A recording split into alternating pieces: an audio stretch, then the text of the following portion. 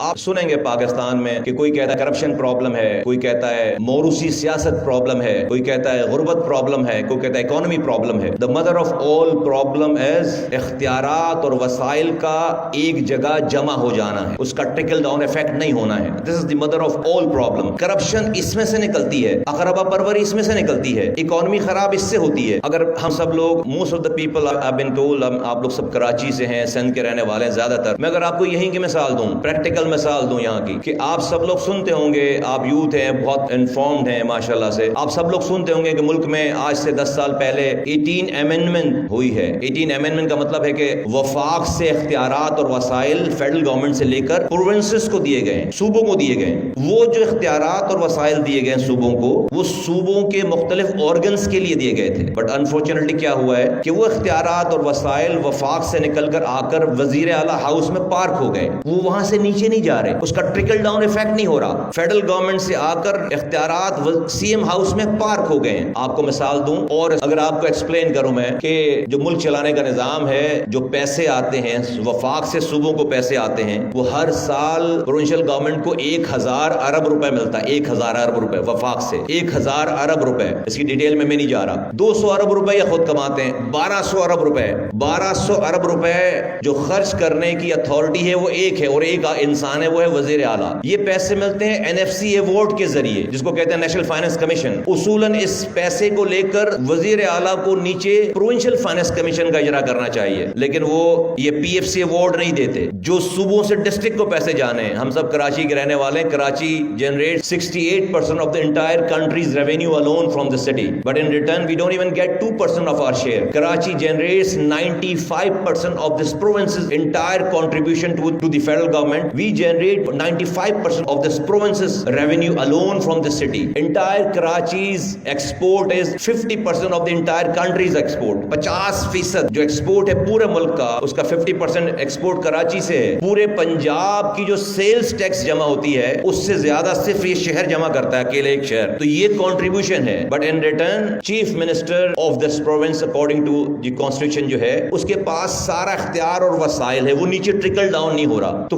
اور concentration of power ہے۔ آپ کو میں فردر اس کے اگر ریپرکشنز بتاؤں کہ سندھ میں سرکاری اسکولوں کی تعداد ہے 48,000 اسکولز ہیں۔ ایک وزیر اعلیٰ چیف منسٹر اور ایک ایجوکیشن منسٹر، یہ دو لوگ ذمہ دار ہیں، اس پہ رسپانسبل ہیں۔ تو امیجن کریں کہ دو افراد ان 48,000 اسکولز کو لک آفٹر کیسے کر سکتے ہیں؟ وہ نیچے ٹرکل ڈاؤن نہیں کر رہے۔ اسکولز تو گاؤں میں ہوں گے، گوٹھوں میں ہوں گے، شہروں میں ہوں گے، وہاں تو بیوروکریٹ اپوائنٹ کرتے ہیں آپ۔ وہ بیوروکریٹ تو آج یہاں ہے، کل کو کہیں اور ہوگا، بٹ جن کو ریسپانسبل ہونا ہے جا کر، جن کو اکاؤنٹیبل ہونا ہے لوگوں کے سامنے، وہ تو الیکٹڈ لوگ ہیں۔ دنیا میں آپ اگر امریکہ جائیں تو وہاں پر جو ریئل اسٹیٹ ہے، جو زمینوں کی قیمتیں ہیں، وہ اسکول ڈٹرمن کرتے ہیں، سرکاری اسکول ڈٹرمن کرتے ہیں کہ جس کاؤنٹی میں، جس ٹاؤن میں اچھے اسکول ہیں، وہاں پہ زمینوں کی قیمت زیادہ ہوتی ہے، کیونکہ پورا شہر مائگریٹ کر رہا ہوتا ہے اس اسکول کے لیے، اس ٹاؤن میں رہنے کے لیے، اور وہاں کا جو یونین کاؤنسل کا آدمی ہے، وہ ان اسکولوں کے پاس اس کے پیسے آتے ہیں اور وہ اس کو لک آفٹر کرتا ہے اور وہ اکاؤنٹیبل ہوتا ہے۔ میری اس بات کا مطلب یہ ہے کہ آج تک آپ کسی غلط کام کرنے پہ کسی MNA MP کو گریبان سے نہیں پکڑ سکے، لیکن اگر یہی پاور، اسکولوں کی پاور، آپ کے محلے کے یونین کاؤنسل کے آدمی کے پاس آ جائے، جو کہ آپ کے محلے میں رہتا ہو، آپ کے گاؤں میں رہتا ہو، تو اگر وہ کرپشن کرے گا،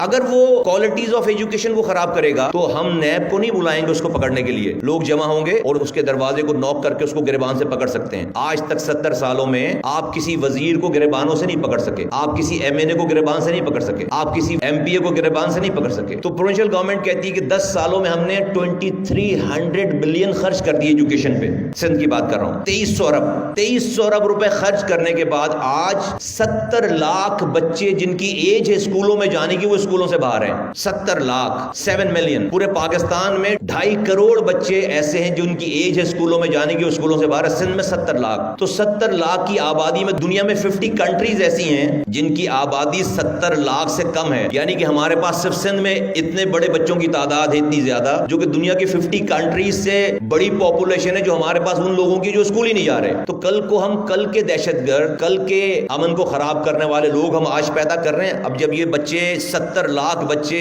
بغیر تعلیم کے بڑے ہوں گے، ان کو روزگار نہیں ملے گا، ان کو معاشرے میں وہ جگہ نہیں ملے گی، تو کیا کریں گے؟ وہ موبائلیں چھینیں گے، وہ گلے کاٹیں گے لوگوں کے، وہ کسی ٹیررسٹ آرگنائزیشن کو جوائن کریں گے، وہ کسی غلط رستے پہ جائیں گے، ان کا 1% 1% بھی اگر گیا تو ملینز آف لوگ ہیں. تو ہم کل کی جنریشن کو غلط کاموں کی طرف آج ان کو اپنے اعمال سے اپنی چیزوں سے ان کو ہم ادھر پش کر رہے ہیں. میں نے اپنے زمانے میں 300 ارب روپے خرچ کیے اس کراچی پہ. And Karachi in my tenure used to be 12 most developing cities in the world economic forum میں اس کی ریکگنیشن ہوئی اور 12 تیزی سے ترقی کرنے والے شہروں میں شامل ہو گیا کراچی. آج Karachi 4 worst living cities in the world ہے 10 سالوں میں. تو یہ 300 ارب روپے اتنے تھے کہ اس سے انڈر پاسز کا جال بچ گیا, پانی کی لائنوں کا جال بچ گیا, کچرا اٹھتا تھا, سڑکیں بنتی تھیں, صفائی ہوتی تھی, پارکس بن گئے. تو امیجن کریں کہ 2300 ارب روپے کتنے ہوں گے. اور سندھ حکومت کا اپنا ریکارڈ ہے کہ انہوں نے ہائی کورٹ میں جمع کرایا کہ 11,000 اسکول سندھ میں گھوسٹ اسکول ہیں. پہلے ہم سنتے تھے ٹیچر گھوسٹ ہوتے ہیں. گھوسٹ اسکول کا مطلب یہ ہے کہ زمین پر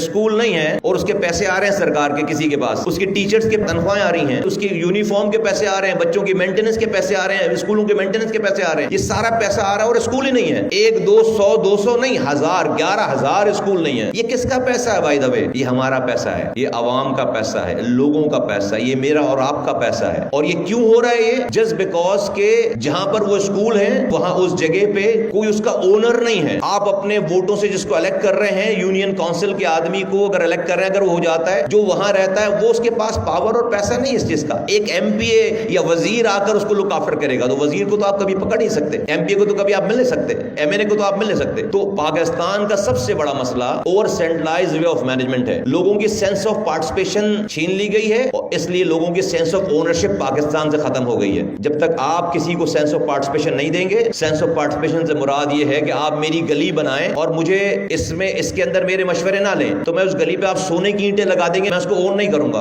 آپ اگر اسلام آباد سے یا کہیں اور سے بیٹھ کر میری گلی کے فیصلے کر رہے ہیں, آپ اس میں سونے کی اینٹیں لگا دیں گے, گولڈ کی اینٹیں لگا دیں گے, تو میں اس کو اون نہیں کروں گا, کیونکہ میری آپ نے سینس آف پارٹیسپیشن نہیں لی. پاکستان میں آج جو کچھ ہو رہا ہے, ٹیررزم ہے, دہشت گردی ہے, بلوچستان میں پہاڑوں پر چڑھے ہوئے ہیں, پاکستان کی آرمی سے فائٹ کر رہے ہیں, وہ کیوں ہے؟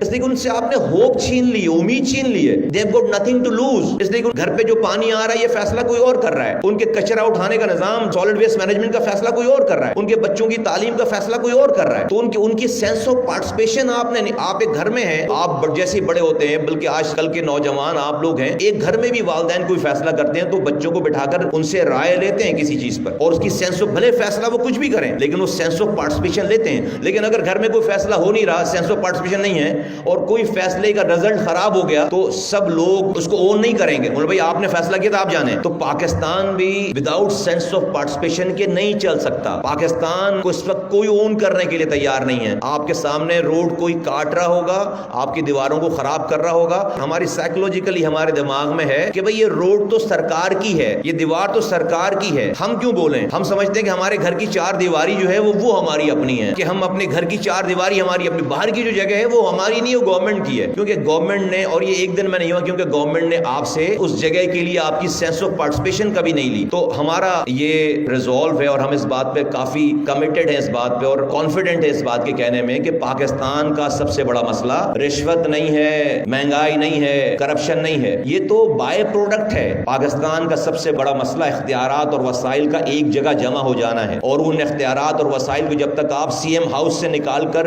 پاکستان کی گلیوں میں نہیں پہنچائیں گے, پاکستان کے گوٹھوں میں نہیں پہنچائیں گے, پاکستان کے پہاڑوں پر نہیں پہنچائیں گے, پاکستان کے صحرا میں نہیں پہنچائیں گے, آپ پاکستان کو اس نظام کے تحت چلا نہیں سکتے. دنیا میں آپ اپنا گھر نہیں چلا سکتے, اس نظام کے تحت آپ ایک ملک کیسے چلا سکتے ہیں؟ یہ جو آج جتنی بھی خرابیاں ہیں پاکستان میں, جتنے بھی مسائل ہیں, وہ ہے اسی وجہ سے کہ آپ نے تمام پاور اور پیسے کو 5 جگہوں پہ اس کو فریز کر لیا ہے. اب ایک انسان ذمہ دار ہے 1200 ارب روپے خرچ کرنے کے لیے سالانہ, اور وہ ہے وزیر اعلیٰ. اس کی مرضی وہ کراچی کو کتنا دیتا ہے, نہیں دے, اس کی مرضی وہ لاڑکانہ کو کیا دے رہا, اس کی مرضی, اس کو کوئی نظام نہیں دیا گیا. تو اسی وجہ سے میں جس پارٹی سے بلانگ کرتا ہوں, میری پارٹی اس پاکستان کی آئین میں 3 آئینی ترامیم پروپوز کرتی ہے کہ جس طرح سے وزیر اعظم, وزیر اعلیٰ کے ڈپارٹمنٹس آئین میں لکھے ہوئے ہیں, لوکل گورنمنٹ کے ڈپارٹمنٹس بھی آئین میں لکھ دیے جائیں.